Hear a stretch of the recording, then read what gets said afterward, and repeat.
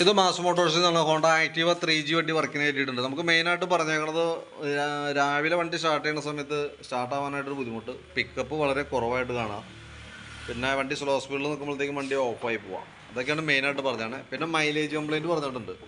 Front shock അബ്സറിൻ്റെ സൈഡിൽ നിന്ന് വണ്ടി ഒരു അരച്ചിൽ സൗണ്ട് വരുന്നുണ്ട് തോന്നുന്നു. അപ്പോൾ അത് അത്രയും കേസാണ് മെയിനായിട്ട് പറഞ്ഞാണ്. വേറെ നമുക്ക് ജനറലായിട്ട് സർവീസോ വാട്ടർ സർവീസോ വേറെ കംപ്ലയിൻസുകളോ ഒന്നും തന്നെ പറഞ്ഞിട്ടില്ല. ആ കൂടി പറഞ്ഞേക്കണ വർക്ക് ഇത്ര ഈ 2 കേസാണ്.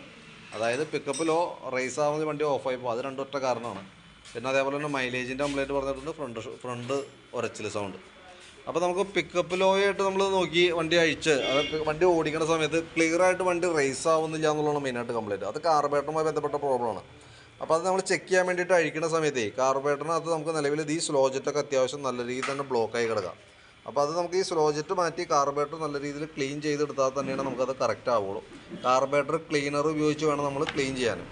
ഇപ്പോൾ നിലവിൽ കോമൺ ആയിട്ട് ഇപ്പോഴത്തെ വണ്ടികൾ ഒട്ടുമിക്ക വണ്ടികളും കാണുന്ന കംപ്ലയിൻ്റാണ്, ഒന്നുപോലെ പെട്രോൾ ഓവർഫ്ലോ കാണിക്കും, അതല്ലെങ്കിൽ മിസ്സിങ് കംപ്ലയിൻറ്റ് കാണിക്കാം. ഇത് നമുക്ക് ഒരു പരിധി വരെ നമുക്കൊന്ന് വർക്കൗട്ട് ചെയ്ത് നോക്കുക എന്നുള്ളത് കാർബറേറ്ററുമായി ബന്ധപ്പെട്ട കേസാണ്. ഇതുകൊണ്ട് തന്നെ നമുക്കത് ക്ലീൻ ചെയ്ത് നോക്കാം, അത്രയാണ് നമുക്ക് പറയാൻ പറ്റുള്ളൂ. ചില കേസിൽ റിപ്പീറ്റ് ഓവർഫ്ലോൻ്റെ പ്രശ്നം കാണിക്കും, അതായത് കാർബറേറ്ററിൻ്റെ അടിയിലൂടെ കറുത്ത പൈപ്പിൽ കൂടെ പെട്രോൾ പുറത്തേക്ക് വരും. അല്ലാത്ത വണ്ടികൾക്ക് ചില സംഭവങ്ങളിൽ വണ്ടി മിസ്സിങ് ആയിട്ട് വരും, നമ്മൾ എങ്ങനെ ക്ലിയർ ചെയ്താലും റെഡി ആവാത്തൊരു കണ്ടീഷനിലേക്ക് വരുന്നുണ്ട്. അത് മെയിനായിട്ടുള്ള റീസൺ എന്ന് പറഞ്ഞാൽ ഇപ്പോഴത്തെ പെട്രോൾ അതിൻ്റെ മെയിനായിട്ടുള്ള ഒരു വില്ലനായിട്ട് വരാം. കാരണം അതിനകത്ത് എത്തനോളിൻ്റെ കണ്ടൻറ്റ് കൂടുതലാണ്. അത് ഈ അലുമിനിയം ബോഡി ദ്രവിപ്പിക്കും, അതിൻ്റെ ഉള്ളിൽ വരുന്ന ഭാഗങ്ങളുടെ സീറ്റിംഗ് നഷ്ടപ്പെടുകയാണ്. ഇതിൻ്റെ ഉള്ളിൽ വരുന്ന ആ ഹോള് വരുന്ന ഭാഗങ്ങളിലൊക്കെ സീറ്റിംഗ് നഷ്ടപ്പെടുന്നതാണ് ഈ കാരണങ്ങൾ വരാനുള്ളൊരു കാരണം, അതായത് ഈ കംപ്ലയിൻറ്റുകൾ കാണിക്കാനുള്ളൊരു കാരണം. അപ്പോൾ നമ്മൾ എന്ത് ചെയ്യേണ്ടത് വെച്ചാൽ ഇപ്പോൾ തൽക്കാലം ഒന്ന് ക്ലീൻ ചെയ്ത് നോക്കാം. അതേപോലെ തന്നെ റിപ്പീറ്റ് ഇതേപോലെ മിസ്സിങ്ങിൻ്റെ പ്രശ്നമോ ഓവർഫ്ലോൻ്റെ കംപ്ലയിൻറ്റോ എന്തെങ്കിലും കാണിക്കുകയാണെന്നുണ്ടെങ്കിൽ കാർബറേറ്റർ അസംബ്ലി മാറ്റി പുതിയത് വയ്ക്കുക, അതാണ് ഓപ്ഷനുള്ളൂ. ആദ്യ കാലത്തൊക്കെ ഉള്ള വണ്ടികൾ എന്ന് പറഞ്ഞാൽ 10-15 വർഷമായാലും കാർബറേറ്ററൊന്നും മാറ്റേണ്ടി വരുന്നില്ല. പക്ഷേ ഇപ്പോൾ ഉള്ള കംപ്ലയിൻസുകൾ എന്ന് പറഞ്ഞാൽ കാർബറേറ്ററൊക്കെ ഒരുപാട് വണ്ടികൾക്ക് മാറ്റി കളയേണ്ട സിറ്റുവേഷനാണ് ഇപ്പോൾ. അതിൻ്റെ കാരണം ഇപ്പോൾ വരുന്നത് ഈ എത്തനോൾ മിക്സ് ചെയ്തിട്ടുള്ള പെട്രോൾ ആയതുകൊണ്ടാണ് കേട്ടോ. അപ്പോൾ അത് നമ്മൾ ഈ പറഞ്ഞ രീതിയിൽ കിടന്ന് ക്ലീൻ ചെയ്ത് കയറ്റാം. അതേപോലെ തന്നെ എയർ ഫിൽറ്റർ നമ്മൾ അഴിച്ചു നോക്കി, എയർ ഫിൽറ്റർ പുതിയ ഫിൽറ്ററാണ്, വലിയ പഴക്കമായിട്ടില്ല, കമ്പനി ഫിൽറ്ററിൻ്റെ കിടക്കണം. അപ്പോൾ അത് നമ്മളൊന്ന് ക്ലീൻ ചെയ്തിടുന്നുണ്ട്, തുടച്ച് ക്ലീനാക്കി റീസെറ്റ് ചെയ്യാം. പ്ലഗിൻ്റെ ഭാഗം ചെക്ക് ചെയ്തു, പ്ലഗും പുതിയ പ്ലഗ് കിടക്കണം. അപ്പോൾ നമുക്ക് ആ ഫംഗ്ഷൻ അങ്ങോട്ട് കറക്റ്റ് ആയിക്കോളും. അതായത് എയർ ഫിൽറ്ററിൽ കൂടെ എയർ വലിച്ച് കാർബറേറ്റർ ചെന്ന് പെട്രോൾ മിക്സ് ചെയ്ത് ഹെഡിൽ പോയി കത്താം, അത്രയും ഭാഗം നടക്കണതാണ്. ആ ഭാഗം നമുക്ക് സെക്ഷൻ കറക്റ്റ് ആക്കിയേക്കാം. പക്ഷേ നിലവിൽ നമുക്ക് അതിൻ്റെ 100% ഈ മൈലേജുമായി ബന്ധപ്പെട്ട പ്രോബ്ലം ഇത് തന്നെയാണെന്ന് നമുക്ക് പറയാൻ പറ്റില്ല. കാരണം എഞ്ചിൻ ഹെഡിനകത്ത് കരിയുടെ അളവൊക്കെ കൂടുതലാണെങ്കിൽ സ്വാഭാവികമായിട്ടും കംപ്രഷൻ ലീക്കേജൊക്കെ വരും. അപ്പോൾ അതിൻ്റെ പ്രശ്നം കൊണ്ടുള്ള ഷോർട്ടേജൊക്കെ ആണെന്നുണ്ടെങ്കിൽ നമുക്ക് മൈലേജ് സ്റ്റഡി ആവണമെന്നില്ല.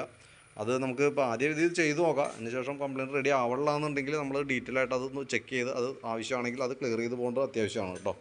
പിന്നെ അതേപോലെ തന്നെ ഫ്രണ്ട് ഉരച്ചിൽ സൗണ്ട് പറഞ്ഞിട്ടുണ്ട്. അത് ഫ്രണ്ട് വീലിൻ്റെ ബെയറിങ് പോയേക്കാണ് ആ കംപ്ലയിൻറ്റ് കാണിക്കാൻ കാരണം. വീൽ ബെയറിങ് കംപ്ലയിൻ്റ് ആണ്. ഈ സൈഡ് ബെയറിങ് പോയിട്ട് തുരുമ്പിട്ടാണ് ഈ കാണുന്നത് കേട്ടോ.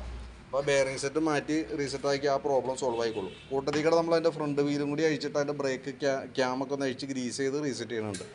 ബ്രേക്ക് കേബിളുകളെല്ലാം തന്നെ കംപ്ലയിൻ്റാണ്, 2 ബ്രേക്ക് കേബിളും കംപ്ലയിൻ്റ് ആണ്. ഇതിപ്പോൾ നിലവിലൊരു കേബിളുള്ളൂ, ഒരു കേബിൾ കട്ട് ചെയ്തിട്ട് ഇങ്ങനെ വളച്ചതിൻ്റെ ഉള്ളിൽ വെച്ചിട്ടുണ്ട്, അത് കോമ്പി ബ്രേക്കിൻ്റെ കേബിളാണ്. അതൊന്നും നമ്മൾ ചെയ്യണില്ല, അതൊക്കെ അങ്ങനെ തന്നെ നിർത്തിയേക്കാം.